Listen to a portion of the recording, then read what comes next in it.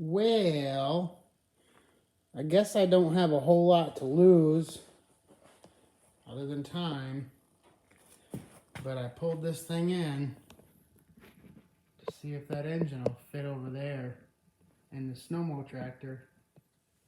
Well, I'm going to run the heat for a little while and see if I can get this thing to thaw out and start taking it apart. Maybe get the carburetors off and get them soaking in the Berryman's chem dip, carb dip, the Berryman's dip, and see if I can get the carbs clean and see what it takes to unbolt this engine from this Polaris 440 Indy snowmobile, and then see how much it interferes with that Wheelhorse 1054. So I'm looking and I'm measuring and I'm looking and measuring, and I just had an aha moment. A Wheelhorse Kohler engine would run clockwise on, we'll call this the driver's side, clockwise, okay? So on the passenger side, on the belt side, it's moving counterclockwise, right? Well, looking at this, y'all, I'll show you on this side, the engine runs clockwise on this side, counterclockwise on this side.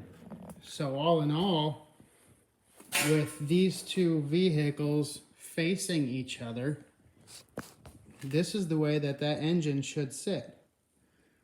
So now I have to figure out, can I move the exhaust in an arrangement that I can run that pipe or similar, and can I run just the engine off this and not the whole clutch and jack shaft assembly?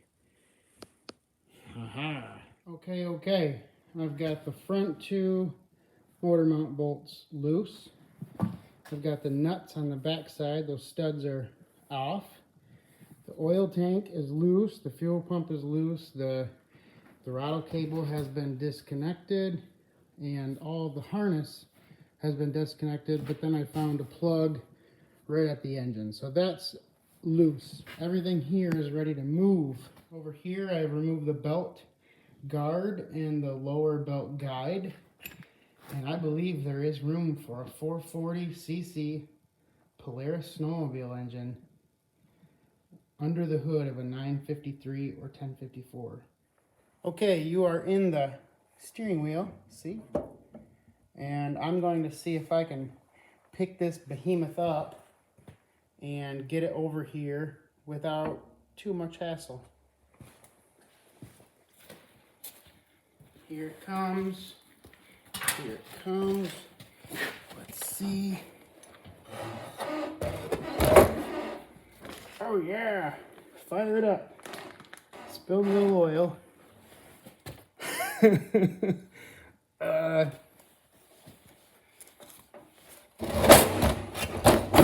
There. Now fire it up. Oh, look at that. Look at that. Okay, first glance, I'm thinking the exhaust, if the exhaust were turned up 90, it could come up and over and then shoot back somewhere. Might be a little gaudy, but it keeps the whole expansion pipe and keeps everything stock and keeps the engine running happy. Okay, and then if I were to do that, I could also remove this battery box. That would give me room to do all of that stuff. But I would also be able to move the whole engine over driver's side and maybe line up some pulleys. I'm kind of thinking if I were to keep this pulley here and figure out how far closed that can get, and that would be where my V-belt rides, maybe just run a V-belt and see what happens.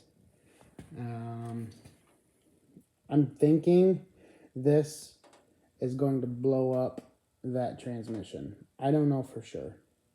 I won't be surprised, but I'm looking forward to it.